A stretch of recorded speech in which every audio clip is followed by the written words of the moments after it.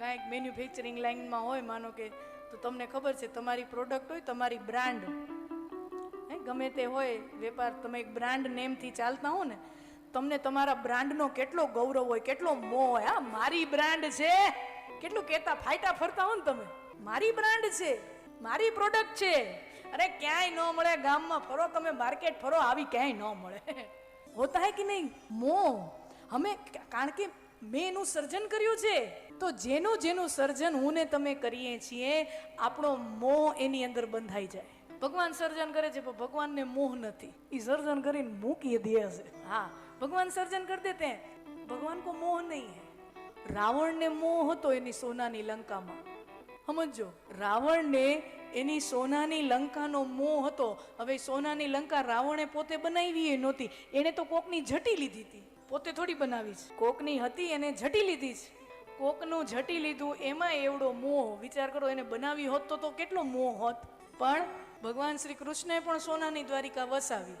લંકા સોનાની હતી, રાવણની લંકા સોનાની હતી, તો મારા દ્વારકાધીશની દ્વારકા સોનાની હતી. પણ દ્વારકાધીશની દ્વારકા નગરી વસાવી ભગવાને પોતે વસાવી, પોતે સર્જન કર્યું અને સોનાની દ્વારિકા બનાવી. પણ ભગવાનને દ્વારિકામાં મોહ નથી. પોતાની નજરોની સામે દ્વારકા ડૂબી ગઈ તો ડૂબી ગઈ.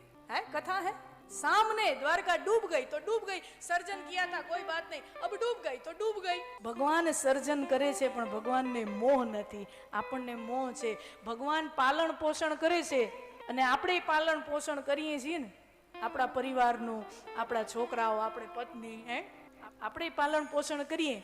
ભગવાન પાલન પોષણ કરે પણ ભગવાનને અહંકાર નથી. આપણે પાલન પોષણ કરીએ અને આપણને અહંકાર છે કે જો હું ન હું તો આ કાંઈ થાય નહીં. બરાબર કે નહીં?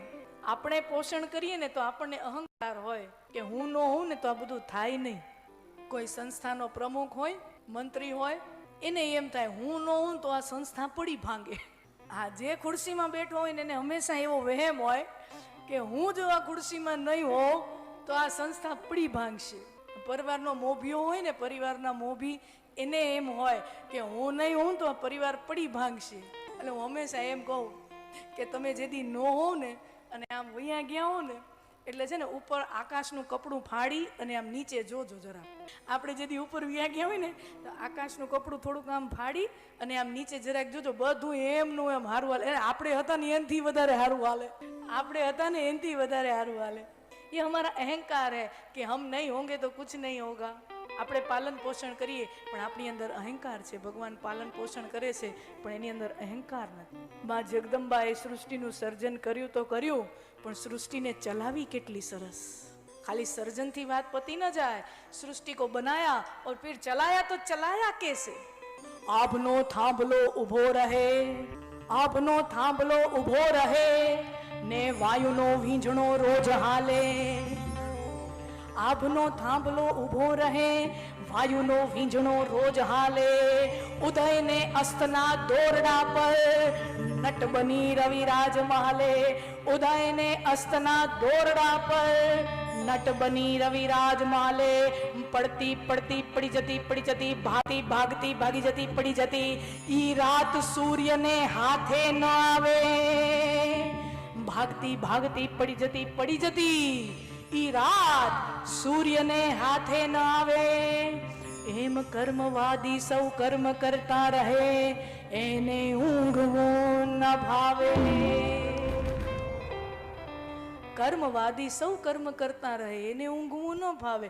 ભગવાને દુનિયા બનાવી, માં જગદંબાએ દુનિયા બનાવી અને ચલાવી કેવી રીતે? પાલન પોષણ કર્યું તો કેવી રીતે કર્યું? તમે વિચાર કરો, આપણને આટલો માંડવો બનાવવો હોય ને તો કેટલી લાઇટની વ્યવસ્થા કરવી પડે. ઘણો તો ખરા કેટલી લાઇટો છે, હે કેટલી લાઇટો છે. અને ગરમી ન થાય એના માટે જો કેટલા પંખા ફરે, જો હેવી હેવી પંખા. આટલો મંડપ કરવો હોય તો એમાં આપણને આટલી બધી લાઇટો જોઈએ. અને ભગવાને તો માં જગદંબાએ આખી સૃષ્ટિનું સર્જન કર્યું અને આખી સૃષ્ટિમાં ખાલી 2 જ બલ્બ રાખ્યા. આખી દુનિયા બનાવી અને બલ્બ ખાલી 2, એક દીનો ને એક રાતનો. દીનો નોખો, રાતનો નોખો. દિવસનો નોખો અને રાતનો નોખો. નાઇટ લેમ્પ જોઈએ ને. અને આપણી માવડી કેટલી કરુણાવાન કહેવાય, આપણી માવડી કેટલી દયાળુ કહેવાય. આપણે જે ઘરમાં દીવા કરીને લાઇટો કરીને રાત્રે ઊભું હોય ને તો આપણે ઊભું થઈને લાઇટ બંધ કરવા જવું પડે. હવે તો રિમોટવાળી લાઇટો આવી ગઈ છે, નહીંતર ઊભું થઈને બટન બંધ કરવી પડે ને પછી અંધારું થાય ને પછી આપણે હુવા ભેળા થઈ. અને માં જગદંબા હું કે મારા દીકરા તને શું છે ને, તને ઊંઘ આવે છે, તારે શું છે? સુરત દાદાને કહી દે આમ પશ્ચિમમાં જાઓ ને આથમી જાઓ, એટલે સુરત દાદા આથમી જાય એટલે નાઇટ લેમ્પ પોતાના મેળે ચાલુ થઈ જાય. ઉદયને અસ્તના દોરડા ઉપર નટ બની રવિરાજ માલે. તમે શહેરોની અંદર ઓલા બંજારાના દીકરાઓ, નટ બજાણિયાના દીકરાઓ ખેલ કરતા હોય, આવી રીતે આમ બે થાંભલા હોય, એમાં આમ દોરી બાંધી હોય અને એનો 8-10 વર્ષનું બાળક હોય, પોતાનું ગુજરાન ચલાવવા માટે, રોટલો કમાવવા માટે એ ગરીબનો દીકરો આમ હાથમાં એક લાકડી લઈ અને આવા દોરડા ઉપર ચાલવાના ખેલ બતાવે અને જે 2-5 રૂપિયા કો 10 રૂપિયા આપે, એમ કરીને એનો રોટલો કમાતો હોય. તમે એ જોયું હશે કે આવી રીતે આમ દોરડા ઉપર આમ આમ ચાલતો હોય. અને શાસ્ત્રકાર શું કે ઈ જેમ નટનો દીકરો આમ ચાલતો આવે દોરડા ઉપર, એમ રવિરાજ એટલે સૂર્યદેવ ઉદય અને અસ્તના દોરડા ઉપર, એક થાંભલામાં ઉદયનો ખૂણો, એક થાંભલામાં અસ્તનો ખૂણો, પૂર્વ અને પશ્ચિમ દોરડા ઉપર દી ઉગે અને રવિરાજ સૂર્યદેવ આ બાજુથી આમ ચાલવાનું ચાલુ કરે અને આ બાજુ પૂછે ત્યાં આથમી જાય, સાંજ પડી જાય. ઉદયને અસ્તના દોરડા ઉપર નટ બની રવિરાજ માલે. ભાગતી ભાગતી પડી જતી એ રાત સૂર્યને હાથે ન આવે. એમ રાત અને સૂર્ય બે પકડમપટ્ટીની રમત રમતા હોય પણ બે એકબીજાને પકડી શકતા નથી ને આ ખેલ નિરંતર માતા ચાલુ રાખે છે અને એમ કરી મારું તમારું ભરણ પોષણ કરે છે. કર્મવાદી સૌ કર્મ કરતા રહે, એને ઊંઘવું કેમ ફાવે.